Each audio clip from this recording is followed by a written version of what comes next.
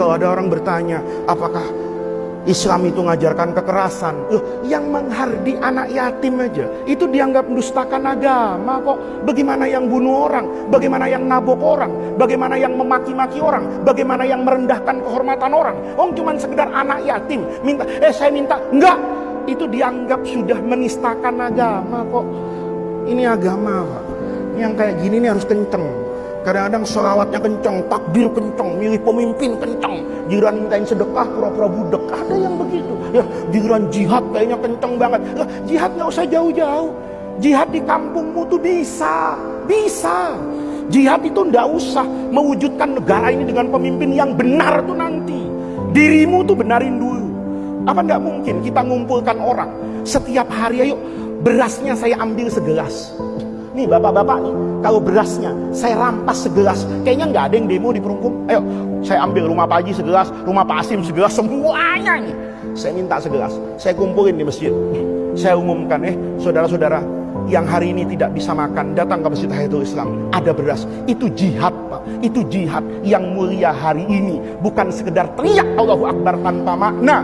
Tapi Islam tidak pernah menjadi solusi dan jalan keluar buat kehidupan orang yang papa.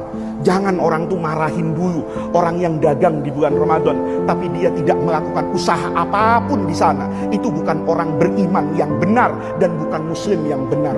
Muslim yang benar itu man salimal muslimun. Al mukmin itu man aminahun nas. Tebarkan kebaikan. Bukankah Nabi dulu sampai ke Madinah itu tidak pernah pesan? Nih Nabi di Madinah nih, presiden, orang paling kuat datang di Madinah. Kalau saya kan, saudara-saudara, ayo angkat senjata ya, gebukin Quraisy tuh. Dulu menistakan saya, menghina saya. Enggak.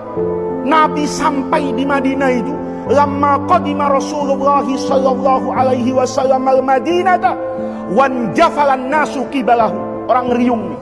Kayak bapak ngaji sama saya nih. Orang ngeriung. Abdullah bin Salam Yahudi itu penasaran apa yang mau disampaikan oleh Nabiul Islam. Pertama kali dia jadi penguasa. Kemarin di Mekah toleransi wajar, minoritas, lemah, mustadafin. Sekarang menjadi orang yang paling kuat di Madinah. Pesannya apa? Apa kata Nabi? Afsus salam. Tebarkan assalam, kedamaian. Wa at'imut ta'am. Ini Pak, kemanusiaan itu harus sejalan dengan agama. Tidak ada agama menistakan kemanusiaan tuh ngajinya salah. Saya punya air, air nih pas untuk wudhu. Pak Haji haus, jangan Pak Haji, anjing haus, anjing haus, meler udah kayak mati. Saya kasih sama anjing itu. Saya tidak bisa wudhu dengan sempurna karena saya jadi faqidul ma'. Kehilangan apa ini? Air. Pindah kemana? Tayamum. Kenapa airnya? Saya kasih minum kepada makhluk Allah Subhanahu wa ta'ala. Itu beragama. Ya, kalau ngasih minum anjing bisa masuk surga. Gimana memberikan jaminan bahwa di Perumpung ini tidak ada orang yang teriak tidak bisa makan? Itu yang namanya at-tadayyun yang benar. Hari ini kita sering, kata guru saya dulu, at-tadayyunul mangkus. Beragama yang kebalik-balik. Teriak dan semangat untuk sesuatu yang belum tentu mendatangkan manfaat dan menjadi kebutuhan sejati umat Islam. Tapi diam 1000 bahasa melihat tetangganya tidak bisa makan.